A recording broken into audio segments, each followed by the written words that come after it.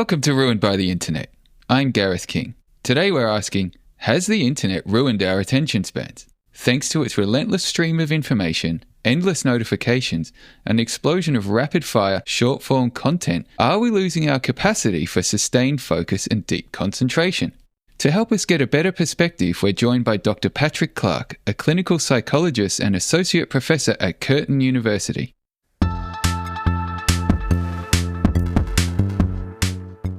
Patrick, thank you so much for joining us and welcome to the show. Great pleasure. Thanks for having me. Before we begin, can you tell us a bit about the work that you do and the journey that led you to this area of expertise? Yeah, so I guess I'm comparatively new to this area, although I've got quite a history and a background working in the sort of attention space. So a lot of the work I did through my my PhD and some of the sort of more clinically applied work I've done in psychology has been about understanding the way in which people allocate their attention to things that might signal potential danger in the environment or be the source of anxiety, and how the way attention can be distributed amongst these things, or how, things that seem to just pop out of the background for some people, more threatening faces or all the rest of it, might shape people's emotional experiences. And it was kind of through this and through some studies that we were running with, where we were doing little training tasks, trying to train attention towards or away from different types of content, that I gradually started thinking about, well, if we're doing these little tasks that might take 10 or 15 minutes and hoping to see changes in the way people are processing information, it was sort of around that time we're spending increasingly large amounts of time on our digital devices, 2 to 3 hours a day, and thinking that, the feedback loops that might be happening between humans and their devices could be having some pretty hefty effects, potentially on both, their patterns of cognition and the way they process the world, but also, their emotional experiences as well. And I started to get very interested in it from there, and kind of came in at an interesting and kind of critical point, I think, where people were just starting to realize that a lot of the measures that they were using in this research, which was mostly relying on people estimating how much they were using, might not be kind of a gold standard way to be doing it. And I guess I was sort of a similar mind, thinking we need to be really rigorous in how we're sort of assessing some of these things. And it sort of, escalated from there. I understand there's been quite a lot of research around different types of attention and the impact over time. But before we get into that, can you briefly explain what the different types of attention are? Yeah, it's really interesting because we talk about attention like it's a single thing, but, attention can, more broadly be operationalized as a set of processes. So, I guess typically when we're thinking about attention, it's about what maintains our focus on a single thing or a subset of things. But there's a few kind of sub-processes that are involved in that. And, perhaps one of the most critical ones is this process is called inhibition or inhibitory control. And, it sort of relates to this other very broad idea about, we don't so much have free will as free won't. The process of inhibiting all this irrelevant information that's bombarding our senses in the environment at any given point in time is so critical to us to actually be able to retain focus on something. So there's this sort of, inhibition process, which just allows us to retain focus on something for sustained periods of time. But then there's other processes like switching, being able to jump between alternative bits of information that might be either in different parts of the world, but also maybe information that might be in the same part of the world. I can be looking at a piece of text and I can be looking at the color of that text or the font of that text and different sorts of properties. So these sorts of attentional switches that might sort of happen. And then there's sort of this, higher level processes. You probably heard a bit about working memory and the like, that are kind of, use some of these attentional processes, but they're more about how much information you can hold in mind and how you can manipulate some of those processes as well. So those are kind of some of the broad, basic, processes, that contribute to our experience of attention and attention focus, I guess. That's interesting around the free will versus free won't point. I guess in the context of the free won't, when you're trying to shut everything out, what do we kind of max out at that we can block out or be taking in at any given moment before we start losing that focus? Yeah, it's really interesting. and I find a really interesting concept related to that is just this idea of load. There's only so much sensory load we can carry before our abilities start to diminish in some areas. Now, there's some kind of little exceptions sometimes of those things where like a small amount of background distraction or, there's some evidence suggesting that when there's some white noise in the background, people show some slight improvement in these sorts of things. But generally speaking, as we take in more stimulus from our environments, our ability to kind of retain focus on one specific given task starts to diminish. Head-up displays on cars was a great real-world example of them. I think they do have them now, but the displays they have are really, really minimal. And I think in the past they had these really elaborate head-up displays, and the stats were showing that people who were driving those cars were having accidents at much higher rates. So it does tend to tax our attention, some of that sort of extraneous information in our worlds. But within that, though, we are really, really good at sort of information filtering as well, and a lot of the things that we kind of take for granted, at any given moment when things are reasonably sort of quiet, we're ignoring a whole bunch of sensations that are going on in our body and our clothing and all these sorts of things. And, even the cocktail party effects when there's all these different conversations going on around you that might be at a similar volume or different, and you can selectively focus in on one specific conversation. It's a, really incredible ability, that kind of information filtering. Yeah, that's very, very interesting to know, especially around just that point you mentioned too, around white noise. Is there anything that kind of supports listening to that in the background that will help you shut out everything else to focus on the one thing that's in front of you? Yeah, and again, it's a kind of a bit of a threshold thing. So I think at a small and low level, and there's different kind of theories about why that might be the case, but almost like there's part of there's this sort of distinction between top-down attention. That's, using our executive system to go, this is what I want to do at this moment in time. Now, if that was all that was going on and, we're hunting in the African savannah or focused on one specific task, and then something really, really dangerous happens, or there's something that needs us to shift our attention. If all that was governing what we're doing is this sort of top-down focus, then we would be in all sorts of strife because we need to be able to disengage from those tasks. So on the flip side of this is this bottom-up, stimulus-driven stuff. So sudden onset things, hearing our name in the background, really, sudden sorts of things will grab our attention. So kind of the idea with having that little bit of background stuff happening is that it maybe reduces us scanning our backgrounds a little bit, and so that we're actually more likely to be immersed in that top-down, remaining focused, rather than picking up little bits of background distractions that kind of pull us away. Now, with that said, the higher, the more stimulus we're adding and the more information that is coming into it, the more likely we might be then to be sort of pulled away to that a bit more. Right. Is that why you can listen to kind of soft background, whether it's the sound of an ocean or the rainforest, when you're trying to go to sleep? Is that to kind of help you shut everything out and then get to sleep? Yeah, look, and that it can vary a lot from different people. I know some people who are like, no, I just need it completely quiet, and sometimes I, earplugs in and all the rest of it. But other people, it just gives them that little, if they're all up in their head and chewing over the day's events or worrying, then it just gives them that little bit of external focus. But, they're not listening to some soothing death metal as they're going off to sleep, because it'll be a bit too stimulating. How that would work. The low-level background stuff can be helpful. And, other people, saying they listen to music a little bit when they're studying, but also some people say that very specific types of music that they can listen to when they're studying. Like I do a lot of, obviously, reading and writing, and I find I can just do instrumental stuff. But as soon as I'm listening to stuff with many lyrics, it starts to interfere with, the other tasks. Yeah, to be honest, I find that for myself, I can listen to instrumental of almost any type of music and still keep the focus on the task. But yeah, once the lyrics are there, it's definitely way more engaging.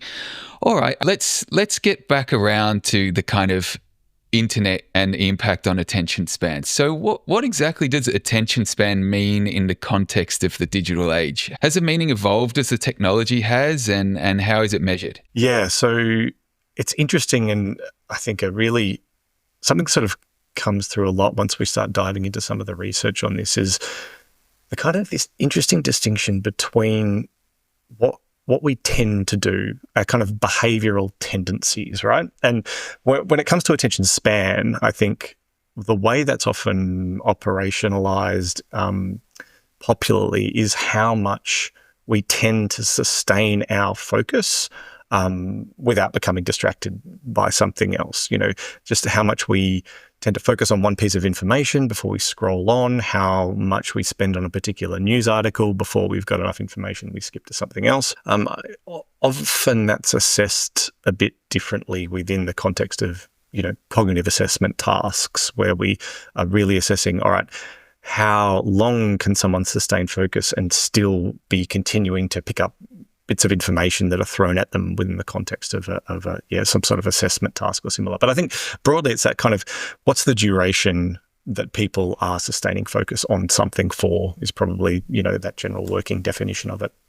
Yeah, okay. So I guess it's not really any one kind of defined measure. Obviously if you want to try and focus on something that's 5 seconds long, that's a lot easier than, something that's half an hour. Okay, let's go back to that research that we touched on. What's it been showing over time in this context? In terms of research on attention? Yeah, and the impact of the digital world. Yeah, absolutely. So I think, as many people would know, there's the research on attention spans as it pertains to how much time people are spending on individual bits of information within online forums, whether that be social media or sort of other formats, has gradually reduced over time. So we are, most of these sort of behavioural measures are suggesting that the amount of time that we're sort of attending to or focusing on that sort of information has reduced a bit. Now, I guess there's been all sorts of, concerns about flow-on effects for attention and learning, and there is this real subjective sense, I think, from a lot of people will volunteer it, that I can't retain focus for longer periods of time, and this is an ability that's being diminished. The really interesting thing is that there is just no evidence that the abilities themselves have diminished. If you sit someone down in a room, you give them one of these, cognitive tasks that have been used over decades, there has just been no evidence of any decline generation on generation. These abilities are good, and they tend to be either, sustained or slightly better than they were.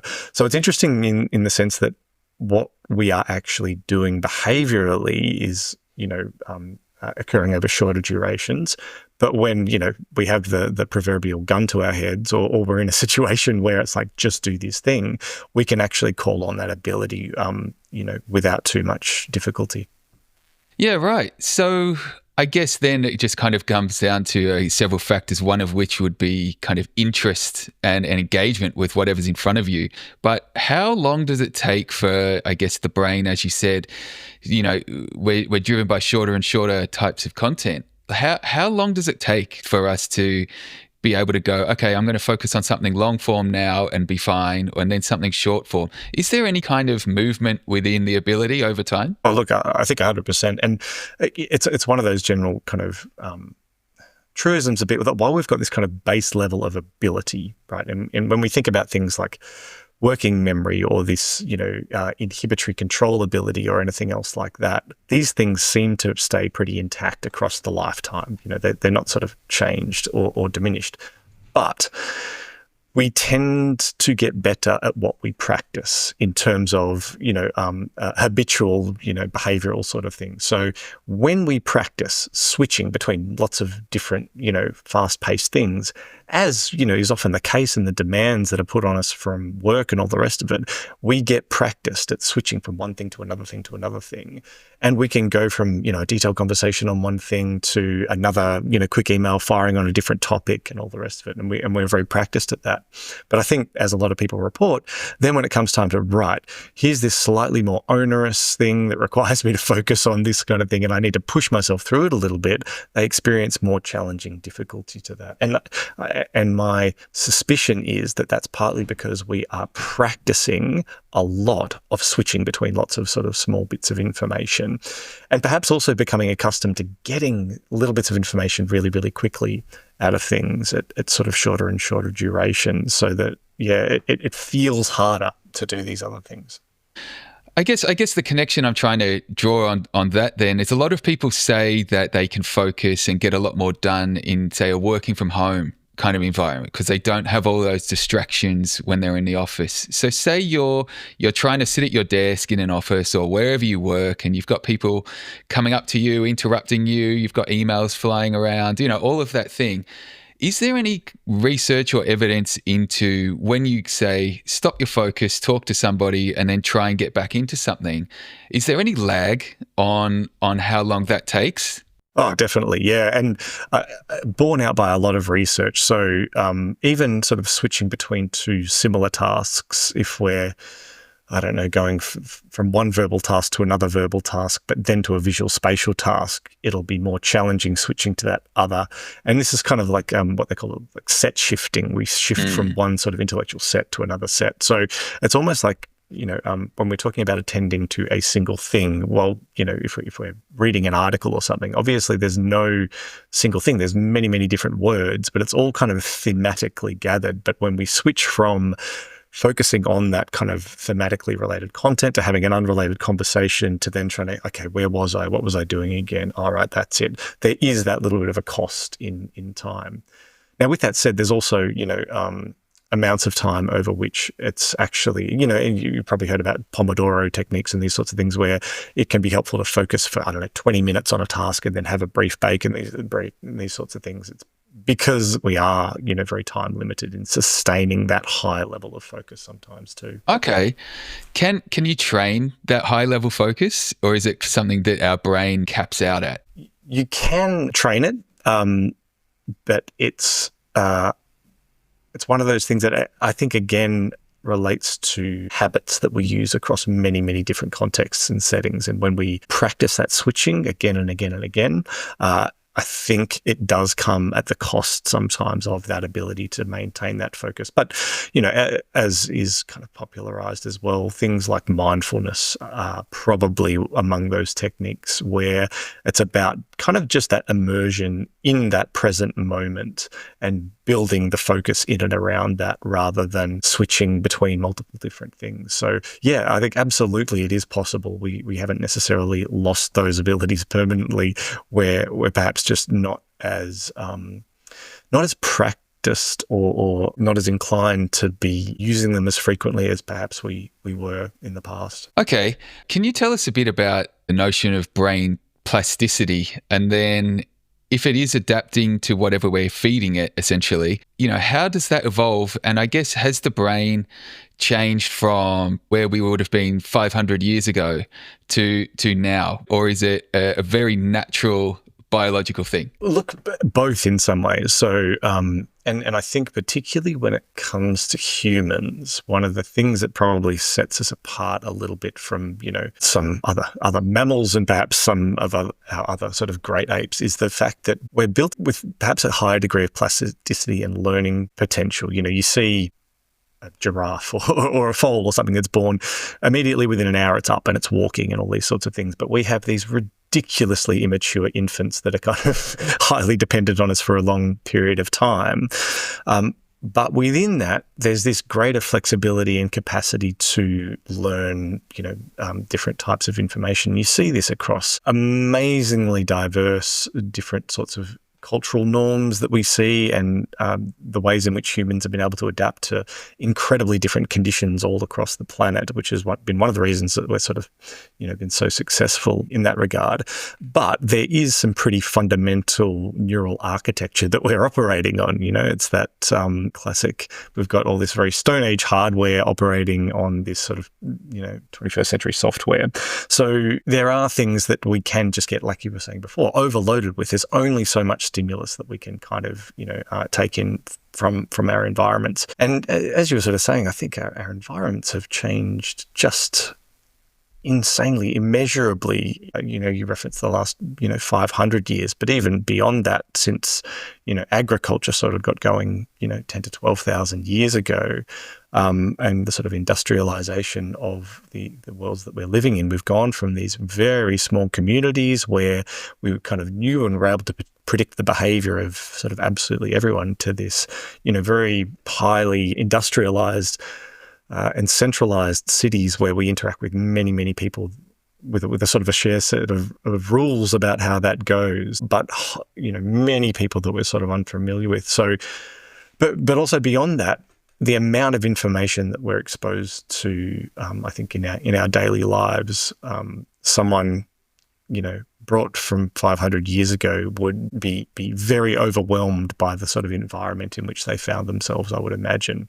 So I think perhaps one of those key abilities that, we've perhaps been improving on over time and adapting considerably is that filtering capacity, being able to very rapidly screen what within this sea of information in front of me is the really critically important information, and what around it is sort of perhaps a bit less important. I guess obviously the environment of the internet is just kind of relentless. It's constantly throwing everything at you. So I guess gaining that ability to filter out the shit and focus on what's good is a helpful thing. So is that just us kind of adapting to the environment? Yeah, and you can kind of see adapting to the environment, but I think that sort of information flow, remember you might nearly be old enough to remember the early days of dial-up internet where you'd sort of connect you'd connect to things, and then you'd hear the tone, you'd go away and you make a cup of coffee as the computer, loads up and all the rest of it. But the amount of time now that it actually takes for us to get any web page or any sort of information is so much faster than it used to be. So we've probably got a lot more information coming at us a lot more rapidly than it was before. And I guess we're kind of, employing tools both within our own cognitive systems, but even, Control F these days, the amount of time, within this vast document, all right, what is the absolute critical bits of information that I need to sort of seek out of this so that I can fulfill whatever task it is that I'm trying to do and move on to the next kind of demanding thing that's going on. I guess that leads me next to kind of the world of social media. We can safely assume that people are hooked on these kind of quick dopamine hits and seek out that short form content which gives them that. So are we almost just tuning ourselves into this TikTok-y type stuff at the detriment of thinking that we can watch a 2-hour film or something? Yeah, it is interesting that. And even, I don't know, I was watching an old film not that long ago. I think it was something like Groundhog Day. And I was like, wow, editing has changed so much, even sort of in the last 20 years or so. And whether that's a result of, the kind of fast-paced information that we're using to receiving so much. And it is interesting, that phenomenon, because obviously potentially one of those effects of, short-form video content, amongst a whole bunch of other things, is that the tendency to dwell for a longer duration on specific bits of information, and our tendency to kind of have shrunk that window. Always that interesting thing, though, is that ability is intact. So when we're kind of required to do it, or there is a demand on us to kind of do something like that, it doesn't seem to have disappeared. So I think it's in that middle space where there's our kind of desire or tendency to want to do these things is kind of reducing, but maybe the demands of certain contexts or situations, whether that be, university study or something else, say, no, you need to sit and really, soak up this information. Those things can collide sometimes. So, and things that I get curious about is whether or not, say, short form video content exposure, that people who engage in higher levels of that, whether they might need a higher threshold of, anxiety or sort of imperative about their impending deadline to actually get them moving with it, because the amount of, requirement that the environment has to push on them before they sort of draw on that cognitive ability might potentially be higher. So I guess, again, it's that kind of, the ability seems to be there, but you're absolutely right that what we tend to do across these multiple settings seems to be kind of shrinking, and there may be consequences for that in terms of particularly when performing tasks where we need to kind of have that slow, more sustained focus over a longer period. Does that manifest, any changes once we're away from devices? It's hard to say, because a lot of the time when we sort of seek to assess it in a research context, most often we do that. We take people away from their devices, we put them in a room that's not particularly stimulating or anything else, and we give them these sort of validated cognitive tasks where they have one specific thing that they need to be doing. So when those sorts of contexts are implemented, people seem to perform fine. They are absolutely, no problems in performing those abilities. I think it's when we are in those sorts of contexts where we have our devices and we have those sorts of distractions, and you've had that experience or know people who just almost get that itch where things are a little bit boring or a little bit quiet, and they just I'll pick up my device and engage with that a little bit. And I think even sort of anecdotally, things like there are potential positives associated with just sitting with a little bit of discomfort at times, I think, as well. And, just small anecdotal things like our tendency to sort of spontaneously engage with strangers, So I remember when I was a lad, before a tutorial or a class or something at university where, there would be other people and you stand around and you were just standing around and there was nothing else to kind of do. So you did kind of have a bit of a chat and engage in these sorts of things. And I think the tendency for us to sort of switch to our devices as a bit of a sense of comfort in some ways could diminish some of those opportunities at specific points in time. With that said, I think there is the reverse side of it, is that people have very rich online lives in many ways as well. So, while there's a lot of scrolling and all the rest of it that goes on, I see a lot of young people, sharing amazing artworks and really creative endeavors online and connecting with a whole bunch of other people who are doing interesting similar things. So I think there can be those negative consequences, but also perhaps the potential things that people are gaining from some of those are overlooked at times as well. And I guess that would obviously just come with being more native to the digital world and the possibilities are, say, we mentioned a few minutes ago around, dial-up internet, which if you told someone that's, say, 13 years old about that now, it would seem completely alien. But, that level of kind of slowness and offering compared to what there is now is night and day. And that's only in what 30 years max? Insane. Yeah, and if that. And it's kind of that acceleration, which has been incredible. So beyond just shifts in our attention, how does our social media habits impact us, in a wider sense? I guess, do we get affected differently by engaging and spending so much time on social as opposed to anything else digital? Yeah, look, I think there has been some very legitimate and very large concerns around social media use and some of the mental health impacts. Interestingly, I've gradually come to the conclusion that a lot of them are, quite overstated. And I think it's been in part because of the way it has been measured in the past has been people's kind of guesses of how much they're using, which largely seems to be, doesn't overlap much with how much they actually use. So what's been measured is how concerned people are of their social media use, which quite logically is related to how concerned and anxious they are about the world more broadly. So you've gotten these sort of correlations between people's concern over social media use and concern, more broadly. And it's almost led to this conclusion, well, social media use is associated with anxiety and depression and these other sorts of factors. Whereas when we actually measure these things using mobile phone data or other sorts of things, these are really, really low associations, and often they're just non-existent. We just simply don't find them when we measure them in the other ways.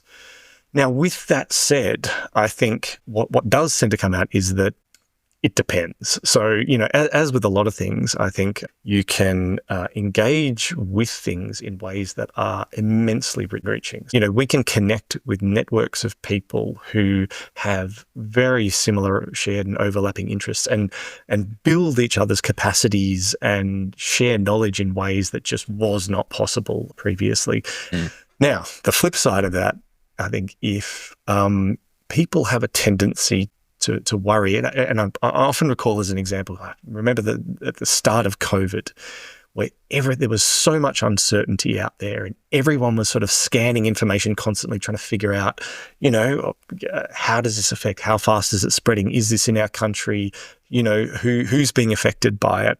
If someone's sort of habitually concerned about lots of different things in their world, and they have that tendency to engage with social media in that way where they're just on the lookout for threatening or negative stuff, that's really has the potential to skew their perception of the world in ways, because as we know, these things don't just randomly select information, they feed you more of what you are potentially engaging with and interested with. So I think in those sorts of contexts, and we know of other examples of so particularly people with eating weight and shape concerns, seeing reels full of Instagram influencers with flawless bodies probably isn't going to be something that's going to be particularly helpful. So I think the consensus that a lot of researchers are beginning to move towards, albeit gradually, is that social media use isn't a single thing necessarily, and it really does depend on the way in which it's engaged with in terms of what its potential consequences might be on mental health.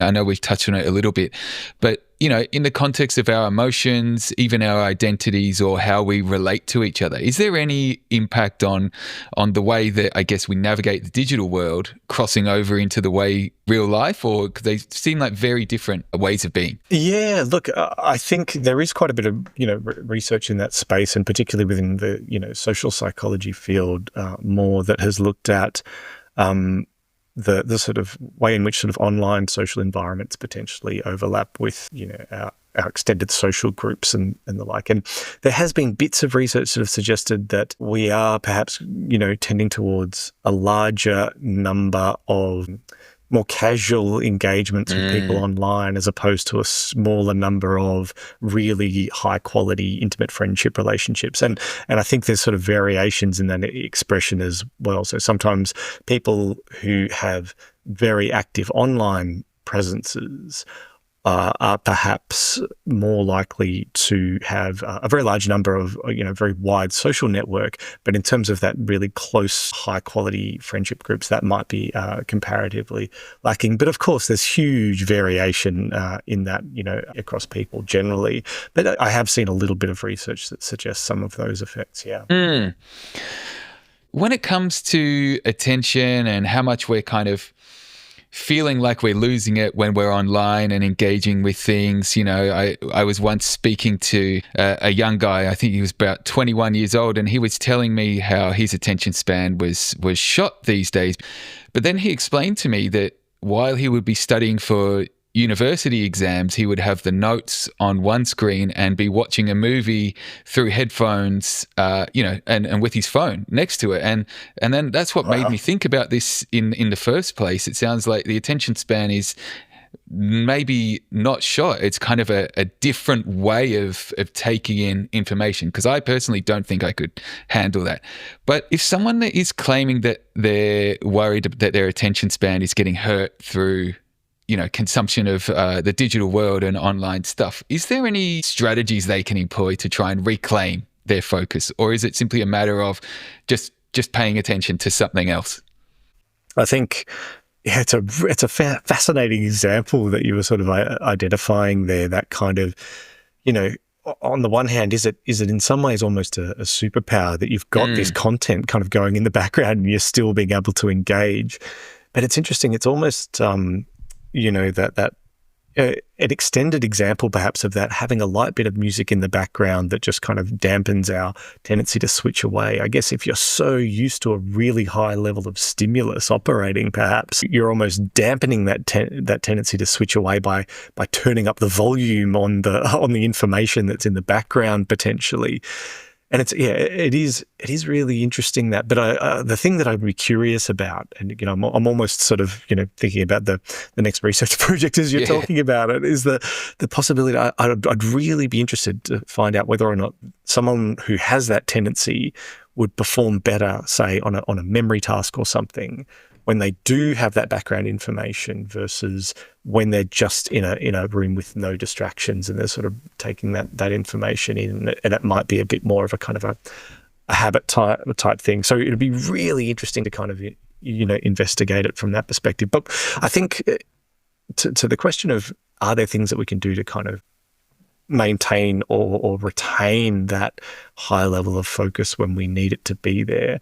Absolutely. And it's kind of coming back to that, we get better at what we practice, I guess, is part of it. So to the extent that we can kind of practice some of those mindful tasks a bit or in different contexts, and it doesn't have to be, it can be these little 5-minute app type things that are, helpful for those sorts of things.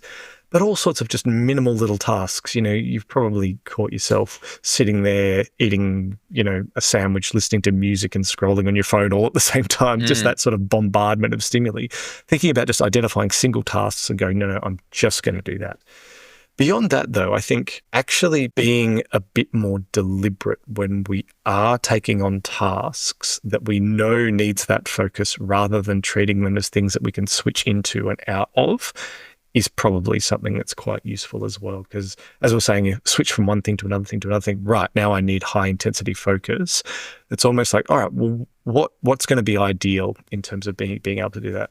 Because, the problem with phones is I remember when procrastinating, I would be cleaning the coffee machine and doing all these sorts of things. Phones are such rewarding and really low-level procrastination. You don't have to do much to kind of get a bit of a kick out of them, and they're right there. So I think moving a device far away from you while you are needing to do that, probably a lot of people are used to working with 1 or 2 or 3 screens these days as well, can have some efficiencies with it, but at the same time, you're getting more stimulus there and you have that capacity to switch a bit more. So reducing that down and then going, all right, do I need to be online for the next half an hour while I'm reading this thing or doing whatever else it is? So again, it's kind of like, well, when you do just get that little, this is boring, I'd really like to just switch to my phone. Your phone's not there. Okay, I guess I'll keep going with this sort of thing. Or I'll just look up this unrelated thing that I'm looking to. Oh, the internet's not, okay, that's why I'm focusing on. So it just increases the threshold that it takes you to actually step away from that task and almost guides you back a little bit. So I think some of those sorts of techniques can be sort of very helpful. And also sometimes just accountability. So I think when you can have a situation where you're like, right, I need to do this within this next half hour, and you tell someone else then that who's in turn is going to be accountable for you for whatever they're doing. These sorts of things can help you kind of push through some of that as well. So I think, it sounds from everything that we've gone over today, there's not really any real consensus or evidence that the internet has permanently altered our attention spans or the ability to focus. And it sounds like it's more environmental. And if the time is spent kind of crafting that environment that is going to work best for you, whether, as we touched on earlier, it is working from home and not having those distractions or, putting in some headphones with a bit of white noise, it sounds like that's actually the key factor in what is going to help people concentrate, not so much, claiming that the internet has ruined their attention spans. Is that correct? Yeah, look, and I think that's the immensely reassuring thing that has sort of happened from what I've kind of systematically, investigated through the literature reviews showing these abilities seem to be largely intact. We have not permanently compromised our attention or our cognitive capabilities in ways that aren't retrievable. What we have changed and changed pretty massively are our attention-related habits. So how much we tend to do these things. And that sort of reclaiming of attention then involves, all right, well, how do I change these habits? How do I set things up so that I can create an environment where I'm more likely to be able to immerse myself in the things that are going to be helpful in that context sometimes, yeah. But no, very reassuring that we haven't busted our brains fundamentally and permanently. That's very good to know for anybody that is a bit concerned about that. What can people, how can they follow you with what you're up to? Yeah, sure. So I guess I'm on Blue Sky and LinkedIn a little bit and post bits and pieces of the research that we put out in our labs. We are, I guess I'm part of a research project here in WA with Healthway looking at how young LGBTQ plus people are, using social media and the like in ways that can be really enhancing for their mental health. So recognizing that this is kind of something that's endemic amongst young people and can be used for potential great benefit. But also beyond that, really interested in how these can be shaping mental health, both for better and for worse sometimes. And because it is such a changing landscape and environment, there's always, sort of new and interesting things out there for us to be sort of understanding and what sort of impacts it's having on both our emotions and how we process the world and our cognitive capabilities. So it's something that we'll kind of, keep chipping away at as they come up. Please, by all means, have a follow, and we tend to put research out as we find it. Thank you so much for joining us today, Patrick. That was great. Been a great pleasure, Gareth. Thanks for having me. For more info on what we've discussed today, check out the show notes. If you enjoyed this one, you can subscribe to Ruined by the Internet on your favourite podcast app and help spread the word by sharing this episode or leaving a review. I'm Gareth King. See you next time.